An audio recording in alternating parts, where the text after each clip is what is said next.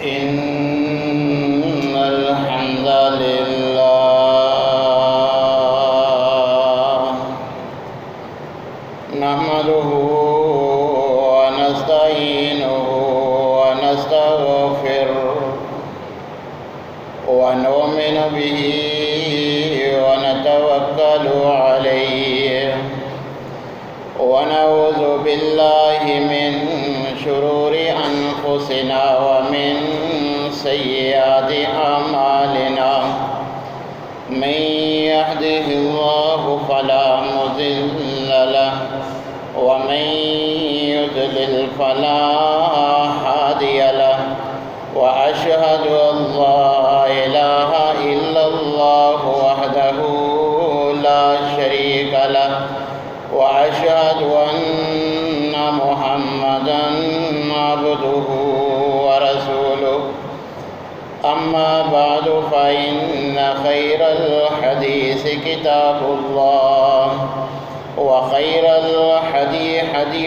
محمد صلى الله عليه وسلم وشر الأمور محدثاتها وكل محدثة بدعة وكل بدعة ضلالة وكل ضلالة في النار يا أيها الذين آمنوا اتقوا الله حق تقاته ولا تموتن إلا وأنتم مسلمون يا أيها الناس اتقوا ربكم الذي خلقكم من نفس واحدة وخلق منها زوجها وبث منهما رجالا كثيرا ونساء واتقوا الله الذي تساءلون به والأرحام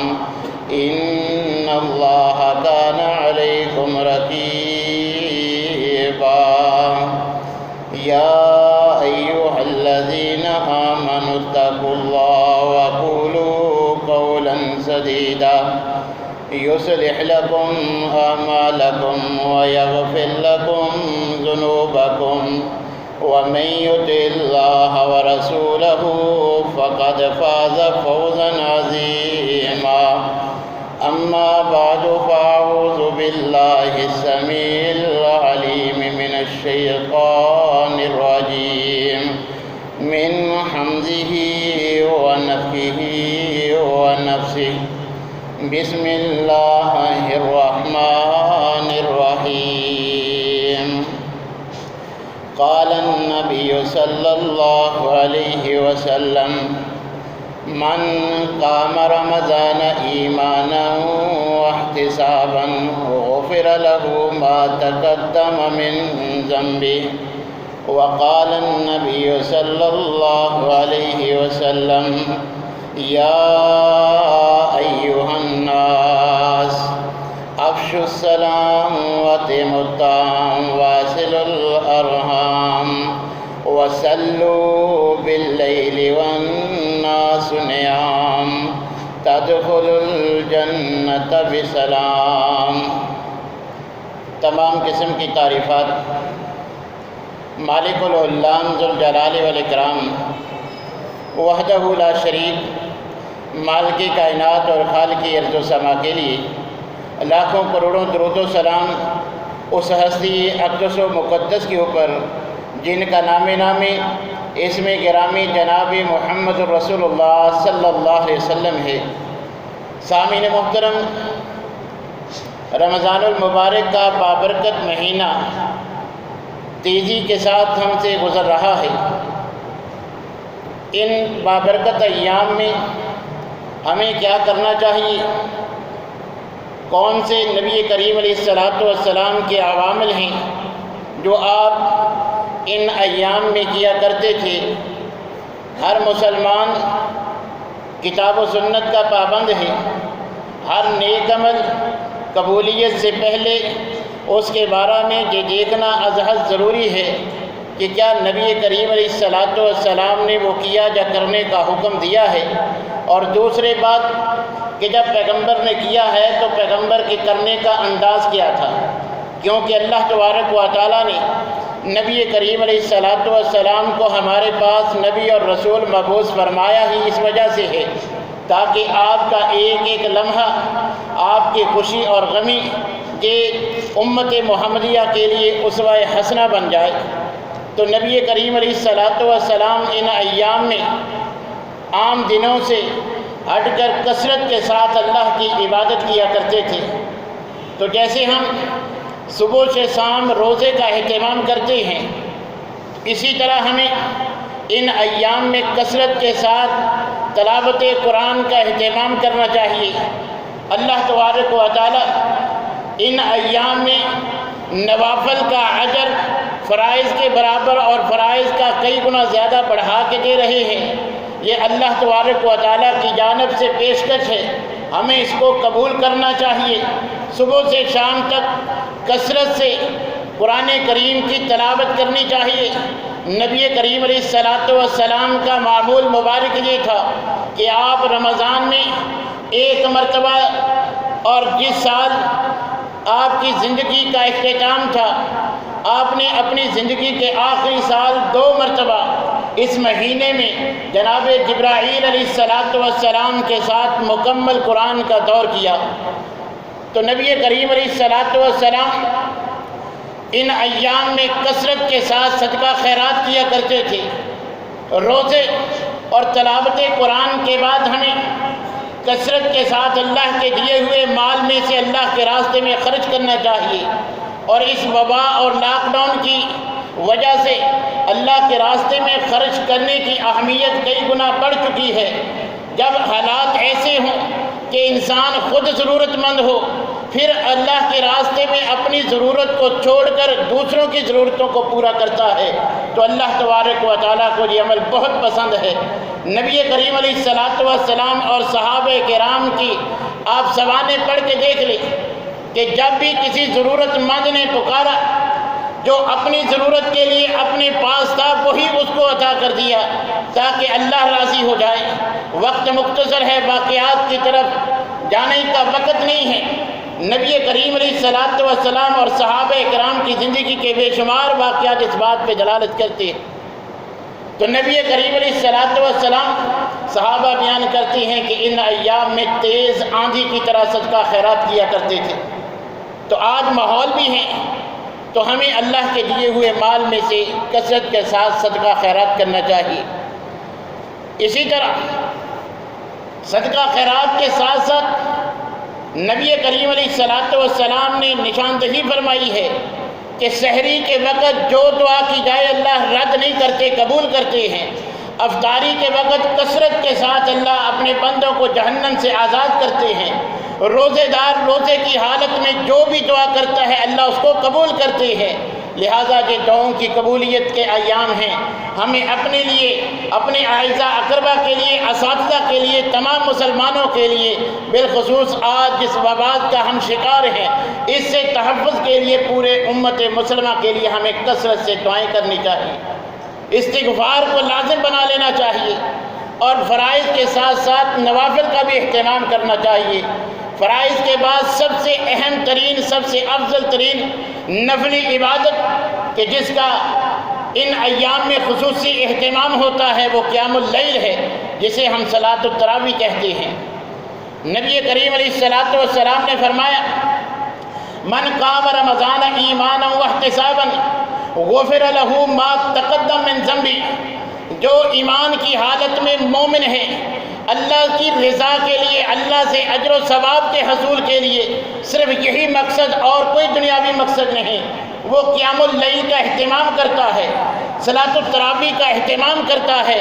نبی کریم علیہ الصلوۃ والسلام نے بشارت فرمائی ہے غفر له ما تقدم من ذنبه، کہ رمضان میں قیام اللیل کا اہتمام کرنے کی وجہ سے اللہ ساری زندگی کے صغیرہ گناہ معاف فرما دیتے۔ دوسرے مقام پہ نبی کریم علیہ الصلوۃ والسلام نے فرمایا جو امام کے ساتھ مکمل قیام کرتا ہے، یہ زیادہ سے زیادہ 1 گھنٹہ صرف کرتا ہے، مگر اللہ تبارک و تعالیٰ اس کے عمل سے اس قدر خوش ہوتے ہیں کہ صرف 1 یا سوا گھنٹے کی عبادت کے بعد یہ تو سو جاتا ہے، مگر اللہ کو یہ عمل اتنا پسند ہے اللہ ساری رات کے قیام کا اجر عطا فرماتے ہیں۔ نبی کریم علیہ السلام نے فرمایا افضل الصلاۃ بعد الفریضہ قیام اللیل، فرضی نمازوں کے بعد نفلی نمازوں میں سے افضل ترین اللہ کے ہاں پسندیدگی کے اعتبار سے اور اجر و ثواب کے اعتبار سے وہ رات کی نماز، تہجد کی نماز، قیام اللیل کی نماز، صلاۃ التراویح کی نماز ہے۔ یہ بات بھی ذہن نشی کر لیجئے کہ یہ جو ہم صلاۃ التراویح کی نماز ادا کرتے ہیں یہ حقیقت میں وہ تہجد کی نماز ہے جو تہجد کے وقت نبی کریم علیہ السلام سارا سال ادا کیا کرتے تھے۔ یہ وہی تہجد، اسی کا نام صلاۃ التراویح، اسی کا نام قیام اللیل ہے۔ اور نبی کریم علیہ السلام کا انداز کیا تھا؟ صحیح بخاری کے الفاظ ہیں کہ نبی کریم علیہ السلام نے رمضان میں اسی ماہ کی راتوں میں 3 راتوں میں 23ویں رات، 25ویں رات اور 27ویں رات صحابہ کرام کو باجماعت قیام اللیل کروایا۔ پہلے دن رات کے ابتدائی حصے میں، 25ویں رات رات کے درمیانی حصے میں اور 27ویں رات کے آخری تہجد کے وقت جو ہے یہ قیام اللیل کروایا۔ نبی کریم علیہ السلام کی سنت سے عملاً یہ قیام اللیل باجماعت ثابت ہے۔ پھر نبی کریم علیہ السلام نے اس کو ترک فرما دیا۔ صحابہ کرام کی خواہش تھی کہ آپ ہمیں مستقل قیام رمضان میں کروائیں، مگر نبی کریم علیہ السلام نے فرمایا خشیت ان تفرض علیکم صلاۃ اللیل، کہ مجھے یہ خدشہ ہے کہ اگر اللہ کو یہ ادا پسند آ گئی تو اللہ کہیں رمضان میں باجماعت قیام اللیل کو فرض قرار نہ دے دیں اور پھر میری امتیوں پر اس کو ادا کرنا مشکل ہوگا، گراں گزرے گا۔ ہماری مشقت کی پیش نظر نبی کریم علیہ السلام نے صرف 3 راتیں جو ہے وہ قیام اللیل کروایا۔ فضائل بیان فرما دیے کہ جو کرے گا ساری رات کا قیام کا ثواب ہے، اور جو قیام اللیل کا اہتمام کرے گا غفر لہ ما تقدم من ذنبہ کی فضیلت بیان فرما دی۔ اب یہ ہمارے ذمہ ہے کہ ہم اس فضیلت کو پاتے ہیں یا پھر ہم بھی موسم کا بہانہ یا دیگر بہانے تراش کے ہیلے بہانے سے جان چھڑاتے ہیں۔ جب ایک عمل نبی کریم علیہ السلام نے کیا ہے، ایک نہیں 3 راتیں کیا ہے، جو کام پیغمبر نے عملاً 3 راتیں کیا ہے، اس کا انداز کیا تھا صحابہ کرام نے ہمیں بتلا دیا۔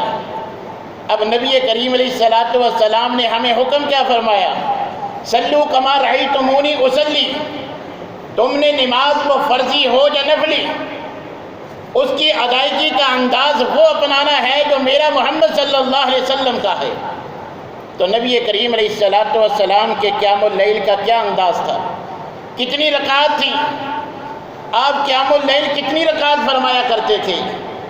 یہی سوال کرنے کے لیے ابو سلمہ بن عبد الرحمن تابی رحمۃ اللہ علیہ ام المومنین حضرت عائشہ رضی اللہ تعالی عنہا سے سوال کرتے ہیں۔ صحیح بخاری کے الفاظ ہیں، یہ تابی ام المومنین سے سوال کرتے ہیں کیف کانت صلاۃ رسول اللہ صلی اللہ علیہ وسلم فی رمضان، کہ اماں جان مجھے بتلائیے نبی کریم علیہ السلام کا رمضان کے مہینے میں رات کے قیام کا انداز کیا تھا؟ فقالت، ہماری اماں جان شاگرد کے سوال پہ جواب دیتی ہیں ما کان یزید ما کان رسول اللہ صلی اللہ علیہ وسلم یزید فی رمضان ولا فی غیرہ علی 11 رکعۃ، کہ پیغمبر کی رات کی نماز کا انداز پوچھتا ہے تو پھر سن لے، تو نے تو رمضان کا سوال کیا ہے، صرف رمضان کی راتوں میں کیسا کرتے تھے ویسے پوچھا ہے، میں تمہیں سارے سال کی روٹین بتا دیتی ہوں کہ رسول اللہ صلی اللہ علیہ وسلم سارا سال یہ نماز پڑھا کرتے تھے، کبھی آپ نے 11 رکعات سے زیادہ نہیں پڑھی۔ 3 دن جو نبی کریم علیہ السلام نے باجماعت صحابہ کو قیام کروایا، آپ کے ساتھ قیام کرنے والے صحابہ میں سے سیدنا جابر رضی اللہ تعالیٰ عنہ بیان کرتے ہیں صلی بنا رسول اللہ صلی اللہ علیہ وسلم فی شہر رمضان 8 رکعات و اوتر۔ مسند ابی یعلا کے الفاظ سیدنا جابر رضی اللہ تعالیٰ عنہ بیان کرتے ہیں کہ ہم نے رمضان کے مہینے میں نبی کریم علیہ الصلوۃ والسلام کے ساتھ قیام کیا. آپ نے 8 رکعت جو ہے وہ ہمیں قیام کروایا اور اس کے ساتھ ہمیں وتر پڑھائی. امام مالک رحمۃ اللہ علیہ اپنی کتاب موطا امام مالک میں صاحب بن یزید سے کے بات بیان کرتے ہیں کہ امر عمر بن الخطاب ابی بن کعب و تمیم الداریہ کہ حضرت عمر فاروق رضی اللہ تعالیٰ عنہ نے حضرت عمر کی جانب یہ بات منسوب کی جاتی ہے. تو امام مالک حضرت عمر فاروق کے اس فیصلے کو نقل کرتے ہیں, اس حکم کو اپنی کتاب میں لاتے ہیں کہ حضرت عمر فاروق رضی اللہ تعالیٰ عنہ نے حضرت ابی بن کعب اور حضرت تمیم داری رضوان اللہ علیہم اجمعین کو حکم دیا تھا ان یقوم للناس ب11 رکعۃ کہ وہ لوگوں کو 11 رکعت قیام اللیل کروایا کرے. یہ عمدہ قاری تھے, اچھی قرات کرنے والے تھے. حضرت عمر فاروق نے ان کی ڈیوٹی لگائی تھی رضوان اللہ علیہم اجمعین کہ تم باجماعت صحابہ کرام کو قیام کروایا کرو. اسی طرح حضرت ابی بن کعب رضی اللہ تعالیٰ عنہ نبی کریم علیہ الصلوۃ والسلام کے سامنے اپنے ساتھ پیش آنے والا واقعہ رکھتے ہیں. مسند ابی یعلا کی روایت ہے کہ اللہ کے رسول رات میرے ساتھ ایک واقعہ پیش آ گیا کہ جب میں عشاء کی نماز پڑھ کے گھر میں گیا, گھر کی خواتین نے میرے سامنے مطالبہ رکھا کہ بھائی تم تو عمدہ قاری ہو, تمہاری قرات تو کیا کہنے, تم تو حافظ قرآن ہو مگر ہمیں اتنا قرآن یاد نہیں ہے. گھر کی خواتین مطالبہ کرتی ہیں کہ بھائی ہماری خواہش ہے کہ تم ہمیں باجماعت قیام اللیل کرواؤ. رمضان کی راتیں ہیں, حافظ قرآن گھر میں موجود ہے, ہماری خواہش ہے کہ ہم تمہارے پیچھے باجماعت قیام اللیل کا اہتمام کریں. حضرت ابی فرماتے ہیں کہ اللہ کے رسول میں نے پھر ان کو 8 رکعت اور وتر پڑھائے. نبی کریم علیہ الصلوۃ والسلام نے یہ واقعہ سننے کے بعد رضامندی کا اظہار فرمایا. تو سامعین محترم, جو عمل زندگی میں نبی صلی اللہ علیہ وسلم نے کر کے دکھلا دیا, ساتھ پڑھنے والوں نے بتلا دیا انداز کیا تھا, تو جب ہم سنت سمجھ کے پڑھتے ہیں تو انداز بھی مسنون ہونا چاہیے, نبی کریم علیہ الصلوۃ والسلام والا ہونا چاہیے. تب ہی اللہ تبارک و تعالیٰ اس پہ اجر عطا فرماتے ہیں. قیام اللیل کی فضیلت تبھی حاصل ہوگی. تو اس لیے میرے بھائیوں, جو کوئی معمولی عمل نہیں ہے, بڑی فضیلت والا عمل ہے. اللہ تبارک و تعالیٰ اس عمل سے بہت زیادہ خوش ہوتے ہیں, بڑا اللہ نے اجر و ثواب رکھا ہے. اس لیے ہمیں ان راتوں کو غنیمت جانتے ہوئے ہونا تو یہ چاہیے. سنت کا تقاضا تو یہی ہے کہ ہم سارا سال کے قیام اللیل تہجد کی نماز ادا کیا کریں. اس کی بڑی فضیلت ہے. آج ہم ہر کوئی پریشان ہے, گھروں میں پریشانیاں ہیں, معاشی پریشانیاں ہیں, اولاد کی نافرمانی, بیویوں کی پریشانیاں, سارے معاملات ہیں, مگر اللہ تبارک و تعالیٰ نے یہ نسخہ رکھا ہے. اسپیشل اللہ تبارک و تعالیٰ نے ایک وقت رکھا ہے. اللہ کھلی کچہری لگاتے ہیں کہ سائلین آئیں, سوال کریں, جو مانگے میں ان کو عطا کر دوں. نبی کریم علیہ الصلوۃ والسلام نے فرمایا اللہ تبارک و تعالیٰ ہر رات کے آخری پہر تہجد کے وقت آخری آسمان پہ آ کے خود اعلان فرماتے ہیں, ہے کوئی مانگنے والا, کوئی سائل ہے مجھ سے سوال کرے, کوئی بیمار شفا مانگنے والا ہے شفا مانگے, کوئی حاجت مند ہے کوئی حاجت پیش کرے. اللہ تبارک و تعالیٰ خود کھلی کچہری لگاتے ہیں, مگر ہم اس کو اہمیت نہیں دیتے. کسی کو شفا کی ضرورت ہے, اولاد کی ضرورت ہے, کوئی گھریلو پریشانیاں ہیں, کاروباری پریشانیاں ہیں, وبائی کرونا سے نجات چاہتے ہو, اسی طرح دیگر موذی امراض سے, ڈینگی سے پناہ چاہتے ہو, تو اللہ تبارک و تعالیٰ نے خود کھلی کچہری لگا کے ہم سے ہر رات پوچھنا ہوتا ہے, کوئی چاہیے مانگ لو میں عطا کرنے کے لیے آیا ہوں. تو میرے بھائیو, ہم اس کی قدر نہیں کرتے. جس طرح جن کو روزے رکھنے کا اہتمام ہے, روزے کے بارے میں بھی آپ نے یہی فرمایا تھا, من صام رمضان ایمانا واحتسابا غفر له ما تقدم من ذنبه. جو روزے کی فضیلت رات کے قیام کی بھی وہی فضیلت ہے, اگرچہ روزہ فرضی ہے مگر رات کا قیام نفلی ہے. جب اللہ نے ہم پہ اتنے انعام اکرام کیے ہیں, اب پیغمبر کے قیام کا انداز سنیں۔ آج ہم تو قاری صاحب سے مطالبہ، قاری صاحب جلدی کرو، اتنا ٹائم ہو گیا، آج اتنے منٹ اوپر چلے گئے۔ نبی کریم علیہ السلام کی سنت سمجھ کے ہم قیام کرتے ہیں۔ آپ کے قیام کا انداز یہ ہے کہ اتنا لمبا قیام کے پاؤں پہ ورم آ جاتا، قدم سوج جاتے۔ ام المومنین حضرت عائشہ رضی اللہ تعالیٰ عنہ سوال کرتی ہے، اے اللہ کے رسول، آپ اتنا لمبا قیام کیوں کرتے ہیں کہ پاؤں سوج جاتے ہیں، قدموں پہ ورم آ جاتا ہے؟ اتنا قیام نہ کیا کرے۔ تو نبی کریم علیہ السلام نے کیا فرمایا؟ افلا اکون عبدا شکورا، عائشہ میں اللہ کا شکر گزار بندہ نہ بنوں؟ اللہ کے میرے اوپر احسانات تو دیکھو، سارے انبیاء سے افضل اللہ نے مجھے بنایا ہے، خاتم النبیین بنایا ہے، کون سا اعزاز ہے جو مجھے نہیں عطا کیا، مگر میں پھر بھی اللہ کا شکر گزار بندہ نہ بنوں؟ آج کرونا کی وبا سے تمام دنیا کی جو حالت ہے آپ کے سامنے، مگر اللہ نے ہمیں محفوظ رکھا ہے۔ یہ اللہ کا ہم پہ کم احسان ہے؟ ہمارے گھر میں، ہمارے رشتہ داروں میں، ہمارے گلی محلے میں کتنے بیمار ہیں جو ہے وہ اٹھ نہیں سکتے، چل پھر نہیں سکتے، کسی کو دیکھنے میں صحیح سالم مگر سنتا نہیں ہے، گونگا ہے، بول نہیں سکتا۔ اللہ نے ہمیں ساری نعمتیں دی ہیں، یہ کم ہیں؟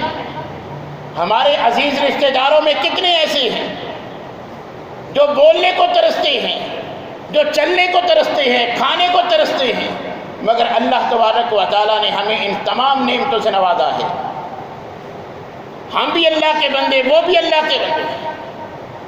آج جو اٹھنے کے ہمارے رشتہ دار قابل نہیں، وہ بھی اللہ کے بندے ہیں، ہم بھی اللہ کے بندے۔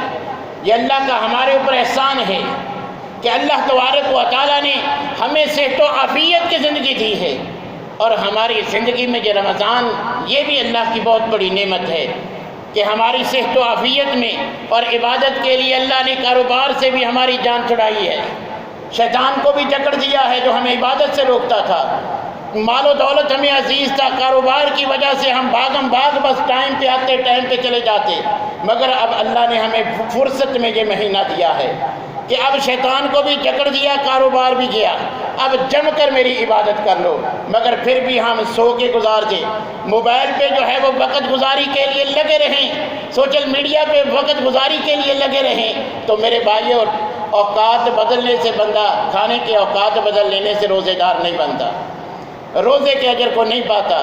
غنیمت سمجھیے، ہمارے ساتھ پچھلے رمضان میں کتنے نمازی تھے، آج وہ ہمارے اندر زندہ موجود نہیں ہیں، پتہ نہیں آئندہ سال کے بابرکت ایام آئیں، ہم ہوں نہ ہوں، تو اللہ کی جانب سے یہ نعمت سمجھتے ہوئے اس کی قدر کیجیے، جم کے عبادت کیجیے۔ اللہ تبارک و تعالیٰ سے دعا ہے کہ اللہ